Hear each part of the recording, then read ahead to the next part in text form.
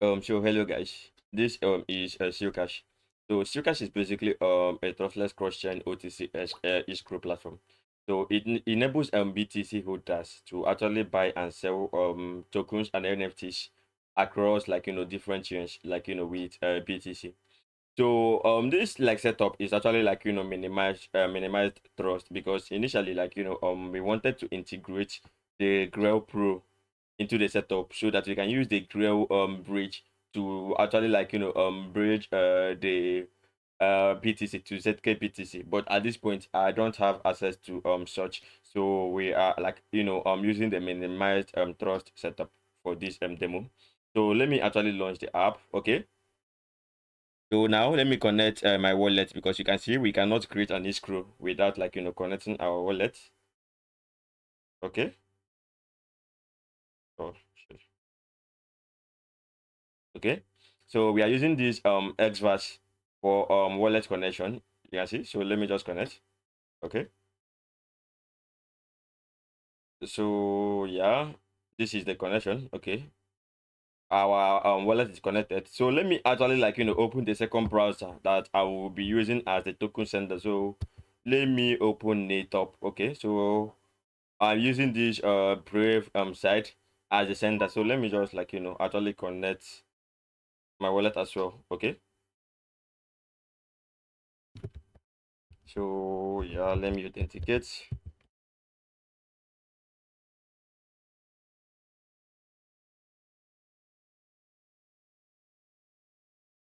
Okay. So now this side is also connected as well. So since like this side is connected, and we will be needing the this in the Bitcoin address of the seller, like so that we can like disburse like the money to the seller. We have like you can see in this escrow field, you can see we have like the seller BTC address. So let's actually like copy that. So let me click to open it again to open. Okay. Oh, I disconnected. Sorry.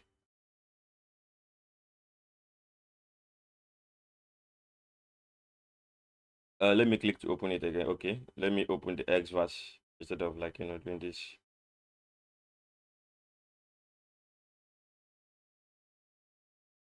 So let me copy the address. Okay. I've copied the address. So now let me go to Chrome. Okay, you can see this is the seller's BTC. So the amount I want like to pay for a certain amount of token is 0.0001 BTC, and the timeout is, let me just like use 24 hours. That is like 1 day.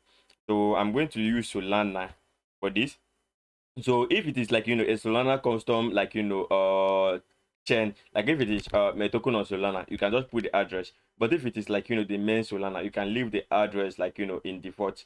Things like this does like not actually count. We will like use the default Solana address for it. So that's it. And I want to pay 0.5 so for this amount of BTC. So now let's get the receiver address and then the sender address.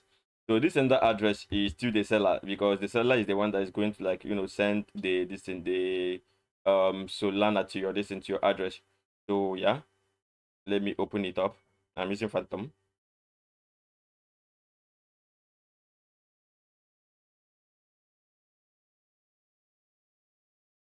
Okay,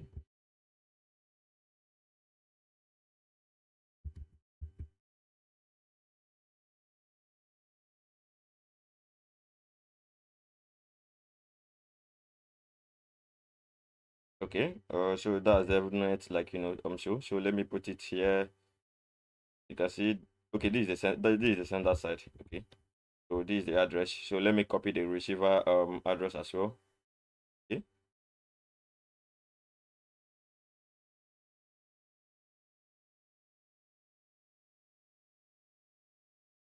Okay, coming up. Okay, let me log in.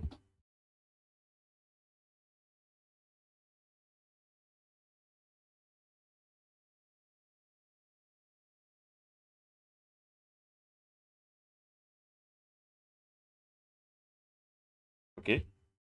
So now I can now create the escrow. So you can see it has been created. So let's go to the seller side.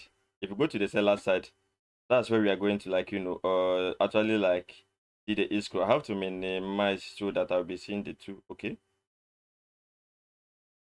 I have to minimize the screen. Um okay, I'm coming.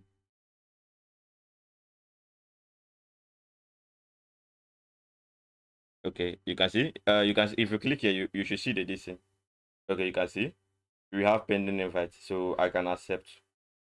So after accepting now, I can go back to the to the buyer side. You can see if I go here now, I can click here, and then like this is the part that the charms SDK comes in, because this is the part I get to lock the BTC to charms, and it will be only released when once we confirm that that on-chain transaction happen, and it is successful. So we can click on this lock BTC, and you can see in the in the seller side, we actually want the seller not to send tokens until the status is changed to lock. So at this point, we can lock this BTC, but GrowPro is not actually integrated yet. And then our charms need new UTXO, and I've exhausted most of my chances at this point. So, but let me just show you at this point. So this is supposed to trigger Grail Pro bridge to ZKBTC, and then the token will be held until that on-chain transaction is successful. Then the Grail MPC operators can now verify and then trigger the release. So that's basically it. You can see this one is not fully working at this point, but that's just how charms through the Bitcoin OS stack can help us to add programmability to BTC. So thank you.